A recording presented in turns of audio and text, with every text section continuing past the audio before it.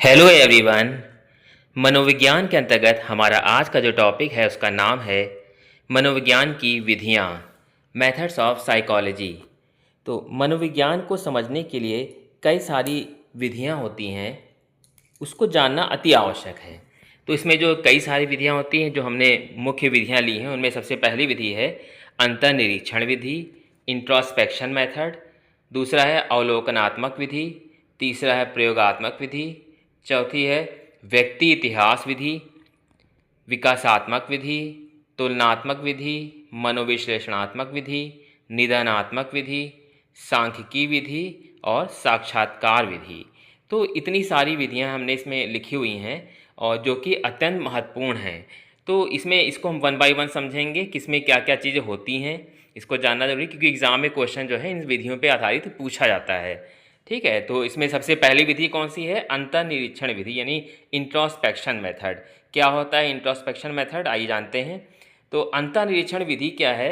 इसको जैसे कि नाम से ही लग रहा है कि अंतर्निरीक्षण मतलब अपने अंदर की चीज़ों को ही निरीक्षण करना, अपने व्यवहार को निरीक्षित करना, मतलब कि अपने ही अंदर मतलब एक तरीके से आपका व्यवहार कैसा है, आप क्या सोचते हैं, क्या चीज़ मतलब समझते हैं, उसका निरीक्षण करना। तो ये विधि आज की नहीं है, ये बहुत पहले की है। प्राचीन काल में ही मनोवैज्ञानिक जो है मानसिक क्रियाओं और प्रतिक्रियाओं का ज्ञान प्राप्त करने के लिए जो है इस विधि का प्रयोग करते थे। आज भी देखिए ये सारी चीज़ें अभी भी होती हैं। तो जैसे मान लीजिए कोई व्यक्ति है, बहुत क्रोधित है, बहुत ज़्यादा उसको गुस्सा आता है, तो वो खुद जानता है कि उस गुस्से का क्या कारण है, क्या निवारण हो सकता है।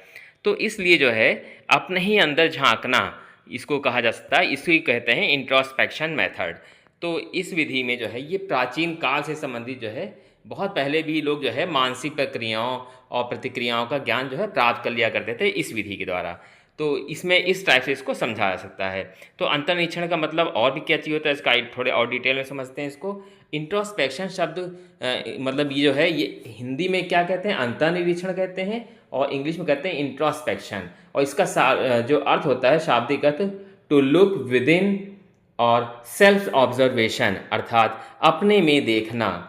ये देखिए लिखा है अपने में देखना, ये अथवा आत्मनिरीक्षण। तो इस प्रकार अंतर्निरीक्षण में व्यक्ति स्वयं अपने व्यवहार का निरीक्षण करता है, और इसलिए इसे अंतर्निरीक्षण विधि या इंट्रोस्पेक्शन मेथड कहते हैं। यह आत्मनिरीक्षण विधि यानी सेल्फ ऑब्जर्वेशन मेथड भी इसे कहा जाता है। तो ये एक पहली विधि थी जो कि मनोवैज्ञानिक विधियों में सबसे महत्वपूर्ण विधि मानी जाती है। अगली विधि है अवलोकनात्मक विधि। इसका जो इंग्लिश में जो नाम है ऑब्जर्वेशनल मेथड, बहुत ही इंपॉर्टेंट है, ध्यान से समझिए इसको। ऑब्जर्वेशन का मतलब होता है प्रेक्षण भी कह सकते हैं इसको। ये मतलब किसी चीज़ को देखना, आप देख रहे हैं, ऑब्जर्व कर रहे हैं। तो एक व्यक्ति उसके व्यवहार को अगर आप देख रहे हैं, समझ रहे हैं, तो इस टाइप की जो मेथड बोला जाता है उसको क्या कहते हैं? अवलोकनात्मक विधि कहेंगे। क्या चीज़ इसमें देखते हैं? व्यवहार का ज्ञान प्राप्त करने की विधि है, सबसे महत्वपूर्ण, बहुत ही महत्वपूर्ण मानी जाती है। तो ये कैसे, किस टाइप से होता है, क्या क्या चीज़ में देखी जा सकती है ऑब्जर्वेशन में? तो व्यक्ति का व्यवहार हो गया, उसका आचरण हो गया, उसकी क्रियाएं होगी, प्रतिक्रियाएं होगी, इन सबको ध्यानपूर्वक देखकर उनके बारे में जो है व्यक्ति के बारे में जानकारी प्राप्त होती है। तो अवलोकनात्मक विधि का अगर परिभाषा के रूप में देखा जाए तो अवलोकनात्मक विधि निरीक्षणों को अधिक पूर्ण एवं शुद्ध बनाने के लिए प्रेक्षक के सहायतार्थ विविध प्रविधियों एवं प्रक्रियाओं में से कोई एक है। तो इसका मतलब यही है कि ये जो एक ऐसी विधि है जिसमें व्यक्ति के व्यवहार, आचरण, व्यवहार, इन सब क्रियाओं को इंसान ऑब्जर्व करता है, फिर इसके आधार पर जो है निष्कर्ष निकालता है। तो प्रेक्षण के प्रकार कौन कौन से हैं? एक होता है नियंत्रित प्रेक्षण, और दूसरा होता है अनियंत्रित मतलब कंट्रोल्ड। देखिए जैसे ना कुछ किसी व्यक्ति के व्यवहार को आप जानना चाहते हैं, तो एक तो सिचुएशन ऐसी होती है जिसमें व्यक्ति को कंट्रोल्ड वातावरण में रखा जाता है, कि मतलब आपने पूरी तरीके से एक कमरा लिया और ना उसमें कुछ चीज़ें ऐसी अरेंज की और उसको वहाँ पे मतलब बैठा रख दिया। अब वो कौन कौन सा व्यवहार कर रहा है आप उसको ऑब्जर्व कर रहे हैं, ये कंट्रोल स्थिति हो गई। लेकिन कुछ ऐसी स्थितियाँ होती हैं जहाँ पे हमारा कंट्रोल नहीं होता है। जैसे आप कोई किसी व्यक्ति व्यवहार को जानना है, तो आप जहाँ वो जा रहा, जहाँ वो रह रहा, उस स्थिति में आप गए, आप वहाँ की चीज़ों को नियंत्रित नहीं कर रहे हैं, तो वो जो है ना आप जब उसको अब ऑब्ज़र्व करेंगे तो वहाँ पे जो है रिज़ल्ट कुछ और ही होगा। तो एक होती है कंट्रोल प्रेक्षण विधि कंट्रोल होती है, दूसरा होता है मतलब एक कंट्रोल हो जाएगी, दूसरी हो जाएगी अनकंट्रोल। तो अनकंट्रोल में किसी भी प्रकार का हम कोई कंट्रोल नहीं कर सकते हैं, और जो भी चीज़ हमको दिखाई दे रही है तो वो चीज़ आपको इसमें दिखाई देगी इसके व्यवहार में। तो ये 2 मेथड हो गए इसके इस तरीके से।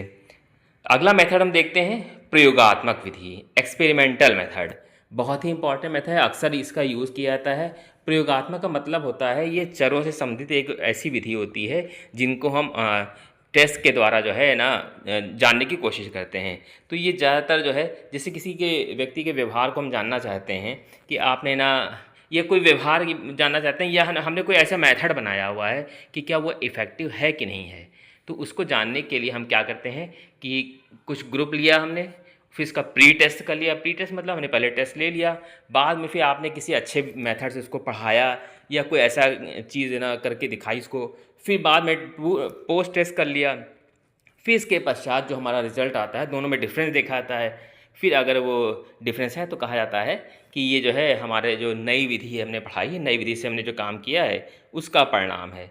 तो ये एक्सपेरिमेंटल मेथड जो है काफ़ी इंपॉर्टेंट मेथड बोला जाता है। तो इसमें चरों का नियंत्रण भी किया जाता है, बहुत सारी चीज़ होती हैं, और ना फिर कहीं जाकर उसका जो है रिज़ल्ट आता है, और इससे जो प्राप्त रिज़ल्ट होते हैं काफ़ी इफ़ेक्टिव भी होते हैं, वैलिड भी माने जाते हैं। तो ये जो है जितनी भी चीज़ें हैं, मानव का व्यवहार हो गया या कोई ऐसी विधि होगी जिसका हम ना निरीक्षण करना चाहते हैं, तो वो जो है प्रयोगात्मक विधि जो है, इस टाइप की विधि को प्रयोगात्मक विधि कहा जाता है। तो ये इसमें क्या होता है, कंट्रोल कंडीशन ज़रूर होती है, कंट्रोल कंडीशन में ही ये कार्य किया जाता है। तो ये एक वैज्ञानिक विधि भी बोली जाती है। प्रयोगात्मक विधि एक वैज्ञानिक विधि है। यह वैज्ञानिक विधि के सोपानों का अनुसरण करती है, मतलब जो विज्ञान में जो भी स्टेप्स होते हैं तो यही स्टेप इसमें भी होते हैं, प्रयोगात्मक मेथड में भी। तो ये चीज़ आपको जानना बहुत अति आवश्यक है। तो इसकी कुछ परिभाषा इस टाइप से इसमें दी गई है शिक्षा शब्दकोश में कि प्रयोगात्मक विधि एक न्यायाधीश के सदस्यों के लिए प्रयुक्त विभिन्न उपचारों अथवा भिन्न भिन्न न्यायाधीशों के सदस्यों के लिए प्रयुक्त समान उपचारों के सापेक्षिक प्रभाव के अध्ययन के प्रयोजन हेतु दशाओं व नियंत्रण अथवा कुशलता से कृत्य प्रबंध को समाहित करने की एक विधि अथवा प्रक्रिया है। तो इसमें ये काफ़ी लंबी चौड़ी परिभाषा इन्होंने दी हुई है। तो सिंपल सा आप ये समझिए कि प्रयोगात्मक मेथड जो है, एक्सपेरिमेंटल मेथड, जो भी चीज़ें पहले नहीं थी, मतलब किसी मेथड को अगर हम टेस्ट करना चाहते हैं तो उसके द्वारा उसको हम इस मेथड से टेस्ट कर सकते हैं, और इसका परिणाम जो है काफ़ी ज़्यादा इफ़ेक्टिव होता है। तो ये चीज़ जो है एक्सपेरिमेंटल मेथड हो गया। अगली विधि है व्यक्ति इतिहास विधि, यानी case study method. Case study के मेथड कहते हैं, केस हिस्ट्री मेथड भी कह सकते हैं। या तो ना जब किसी एक चीज़ का गहन अध्ययन करते हैं, किसी एक चीज़ है या व्यक्ति है या किसी भी संस्था है या किसी भी चीज़ का अगर एक बहुत मतलब बिल्कुल बारीकी से एक एक चीज़ का अध्ययन कर रहे हैं, तो ये जो है केस स्टडी मेथड या केस हिस्ट्री मेथड कहलाता है। तो इसको मतलब क्या क्या चीज़ में हो सकती हैं, तो जैसे इस विधि का प्रयोग जो है विलक्षण समस्यात्मक बालकों के अध्ययन, उपचारात्मक शिक्षण तथा समायोजन में किया जाता है। तो इसमें देखिए एक सिंपल सा अगर यहाँ पे एक एग्जांपल लिया जाए तो कुछ ऐसी चीज़ें होती हैं जिन पे हमारा मतलब उनके बारे में जानना कि वास्तव में ये समस्या आई क्यों आई, उस समस्या को जानना चाहते हैं, उसका उपचार करना चाहते हैं, ये उसको समायोजन में दिक्कत हो रही तो क्यों हो रही, इन सबको अगर जानना है तो वो इसके लिए जो है किसी भी बच्चे का आप केस स्टडी कर सकते हैं बिल्कुल शुरुआत से। मतलब काफ़ी टाइम लगता है, काफ़ी टाइम टेकिंग प्रोसेस होती है। तो ये केस स्टडी मेथड इस टाइप से इसको कहेंगे। तो इसमें क्या क्या चीज़ें हो सकती हैं और भी इसको जानने की हम लोग कोशिश करते हैं इसमें। तो इससे क्या होगा कि जैसे आप मेथड में जब यूज़ कर रहे हैं, अब हम किसी बच्चे के व्यवहार को जानना चाहते हैं और वास्तविक कारण जानना चाहते हैं कि क्या क्या है उसके जीवन में, क्या क्या घटित हुआ, तो उसके इतिहास संबंधी, तो हम लोग क्या करेंगे, सबसे पहली चीज़ व्यवहार को जानने के लिए, वास्तविक स्थिति जानने के लिए उसके जीवन इतिहास का अध्ययन करेंगे, और व्यक्ति के माता पिता, भाई बहन, पड़ोसी, संबंधी, मित्रों, शिक्षकों आदि से उसके द्वारा जो पूर्व में जो भी काम किए गए हैं, क्रियाकलाप किए गए हैं, उनको जानने की कोशिश करते हैं। तो ये जो मेथड होता है वो इस टाइप से होता है। तो कुछ चीज़ जैसे मान ली उससे संबंधित नहीं है, वंशानुक्रम से संबंधित कुछ गड़बड़ी है या कोई दिक्कत है तो वो उस है, या तो इमोशनली कोई ऐसी दिक्कत है तो भी इस मेथड से जो है हम जान सकते हैं, समझ सकते हैं। फिर इसके बाद इसमें क्या होता है इस मेथड में कि जब ये जो मेथड होता है, जब आपने उसके कारणों को जान लिया, फिर कारणों के मतलब क्या कारण था, उसका फिर इसके बाद क्या हम उपचार कर सकते हैं, उसके लिए हम सजेशन भी दे सकते हैं। तो ये केस स्टडी मेथड में इतनी सारी चीज़ें और भी होती हैं। तो कौन कौन से क्षेत्र ऐसे हैं जो केस स्टडी में मतलब शामिल होते हैं, उनको हम लोग देखेंगे। तो जैसे इसमें व्यक्ति का नाम हो गया, मतलब किस व्यक्ति का हम जो है ना वो केस स्टडी कर रहे हैं, तो फिर वर्तमान उसकी समस्या क्या है, स्वास्थ्य संबंधी क्या उसका विवरण है, विकासात्मक विवरण क्या है, शैक्षिक विकास का कैसा है, पारिवारिक विवरण कैसा है, क्या क्या है, व्यावसायिक विवरण क्या है कैसा है, वैवाहिक विवरण, शील गुणों का विवरण। तो ये सारी चीज़ इतने क्षेत्र हैं जो हम जो है वो जान सकते हैं, समझ सकते हैं किसी व्यक्ति के बारे में, किसी बच्चे के बारे में, या किसी भी व्यक्ति के बारे में, किसी बच्चों की बात नहीं है। तो ये जो है केस स्टडी मेथड जो है किसी एक का बहुत डीप अध्ययन किया जाता है। किसी भी एक संस्था भी हो सकती है, बच्चा भी हो सकता है, किसी कोई व्यक्ति हो सकता है, तो जिसमें कोई समस्या हो और ना उसके कारणों को जानने की कोशिश हम कर सकते हैं। तो ये हो गया केस स्टडी मेथड। अगला मेथड है विकासात्मक विधि, यानी डेवलपमेंटल मेथड। विकासात्मक विधि क्या होती है, जैसे आपको नाम से ही लग रहा है विकासात्मक विधि, मतलब जब जन्म से अगर कोई एक ऐसा ये मेथड है जिसमें जो है जन्म से लेके उसके वृद्धावस्था तक या प्रौढ़ावस्था तक की जो है ना जो भी ना शारीरिक, मानसिक, सामाजिक, संवेगात्मक या जितने जो भी विकास जितने भी होते जा रहे हैं उनके चरित्र उसकी सूचनाएं एकत्रित की जाती हैं और फिर उनका विश्लेषण किया जाता है। फिर देखते हैं कि क्या ये वंशानुक्रम का प्रभाव है या किसका प्रभाव, वातावरण का प्रभाव है, या ऐसी कौन सी परिस्थिति है जिसका प्रभाव है। तो ये विकासात्मक विधि जो है काफ़ी इम्पॉर्टेंट विधि मानी जाती है। तो ये इसमें भी ज़्यादातर देखा जाता है कि कंट्रोल स्थिति में क्या है ना। विकासात्मक का मतलब ही होता है कि किस स्टेप से किस किस तरीके से जो है आगे विकास होता गया, जन्म से लेकर वृद्धावस्था तक की ना क्या क्या चीज़ उसके साथ होती गई, कैसा उसका व्यवहार हुआ, इन किन किन चीज़ों पे उसका प्रभाव पड़ रहा है। तो ये एक मेथड काफ़ी इंपॉर्टेंट मेथड माना जाता है। फिर इसके बाद है तुलनात्मक विधि। नाम से ही लग रहा है कंपैरेटिव मेथड। इसमें क्या होता है, तुलनात्मक विधि में प्राणियों के व्यवहार से संबंधित समानताओं तथा असमानताओं का तुलनात्मक अध्ययन किया जाता है।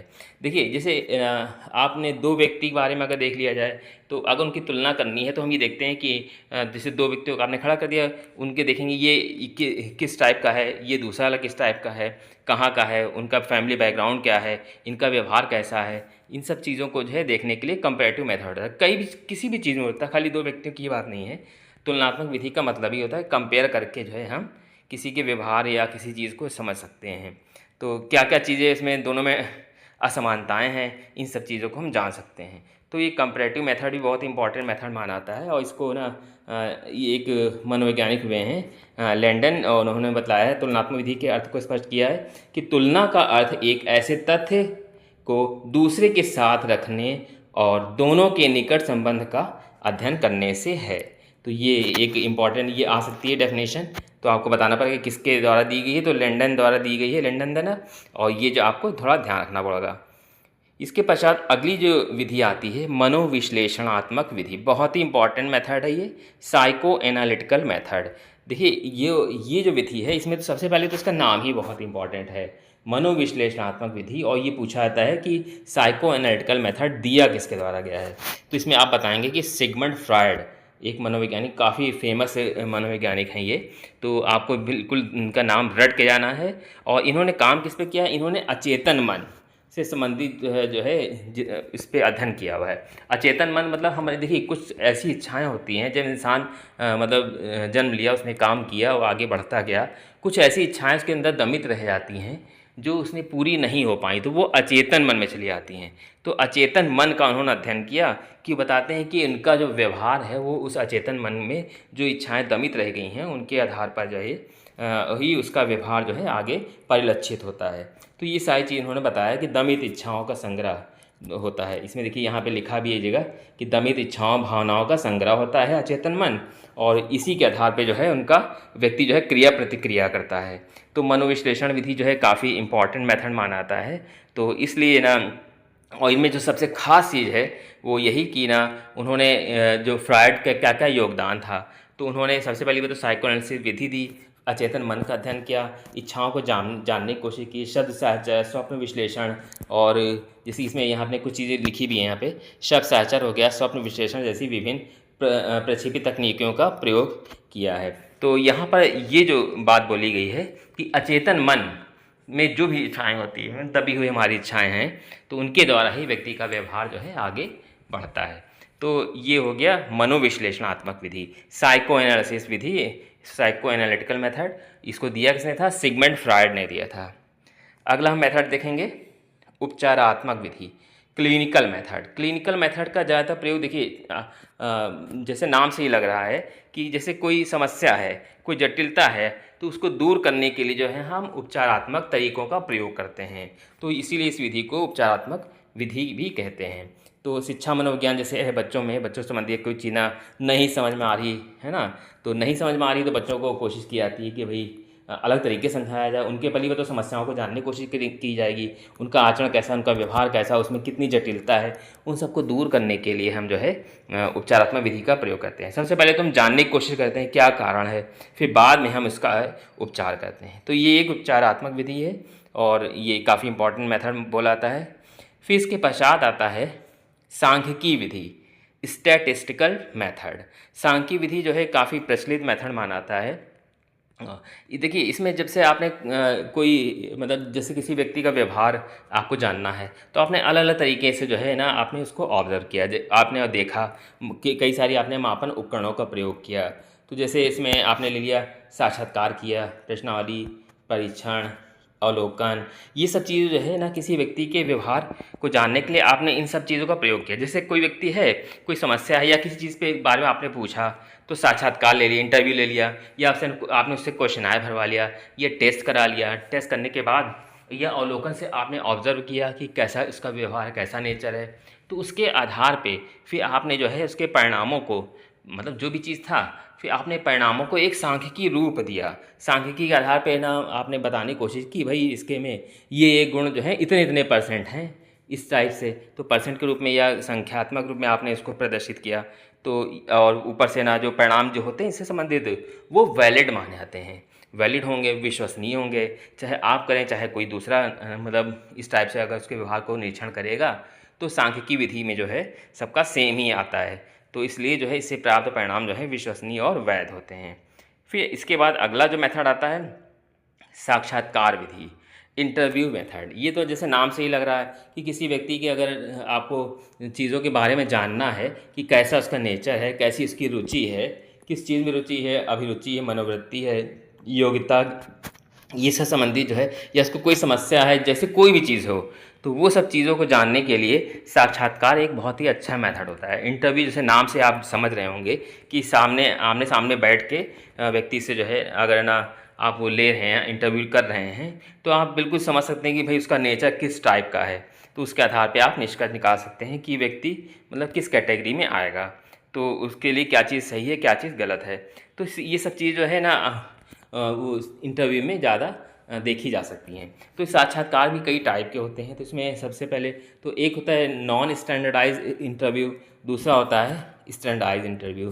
तो इसमें जो सबसे पहले है अमानकीकृत।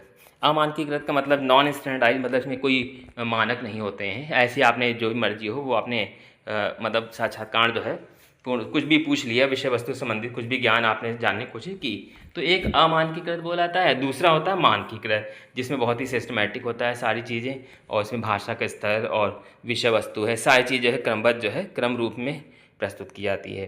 तो इसकी एक प्रोसेस भी होती है। तो प्रोसेस में क्या होता है कि साक्षात्कार की प्रक्रिया में 3 चरण में संपन्न होती है।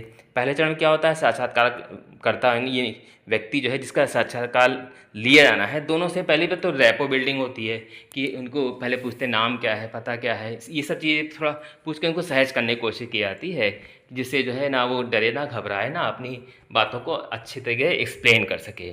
फिर इसके बाद जो है ना फिर वो अपने क्वेश्चन को मतलब उनसे सूचनाएं पूछी जाएंगी, और फिर उनसे ये भी बताया था कि आपसे जो भी सूचनाएं मांगी जा रही हैं सब गुप्त रहेंगी, किसी को बाहर प्रदर्शित नहीं किया जाएगा। तो इस तरीके से वो अपने जवाब देने में जो है सहज महसूस करता है। तो ये पहली प्रोसेस होगी। फिर दूसरी, फिर तीसरी, दूसरे चरण में जो है जो भी सूचनाएं हैं जो पूछी जाती हैं उनसे सूचनाएं प्राप्त की जाती हैं। फिर इसके बाद जो है ना वो उत्तर वो देता है। फिर इसके बाद जो है उनसे थैंक यू कह के फिर जो है इस साक्षात्कार को कंप्लीट कर लिया जाता है। तो इस टाइप से जो है साक्षात्कार का एक प्रोसेस होता है जो आपने देखा भी होगा, आपने सुना भी होगा इसके बारे में। तो ये सब चीज़ें जो है साक्षात्कार मेथड हैं। तो ये कुल मिला के हमने यहाँ पे 10 मेथड आपको बताए हैं, होते तो और भी हैं, लेकिन आप किसी भी एग्ज़ाम में जो है इन मेथड का काफ़ी जो है योगदान होता है। अब योगदान क्या कहेंगे इसको, इन मेथड से क्वेश्चन पूछे जाते हैं। तो जैसे हो गया इंट्रोस्पेक्शन मेथड हो गया, या प्रयोगात्मक विधि हो गई, साक्षात्कार हो गया, स्टैटिस्टिकल मेथड हो गया, क्लिनिकल मेथड हो गया। तो कई सारे जितने भी हमने इसमें बताए हैं, एक बार आप इसको पढ़ लीजिएगा। इसमें जो जितने भी नाम दिए हैं, हो सकता है एग्ज़ाम में कुछ ऐसा नाम बना के दे दे कि भाई उससे संबंधी ना हो इसका, इस मेथड का, तो आप उस क्वेश्चन को आसानी से कर सकेंगे। तो इस टाइप से जो है ये मनोविज्ञान की जो है सारी विधियाँ यहाँ पे कंप्लीट होती हैं। Thank you so much.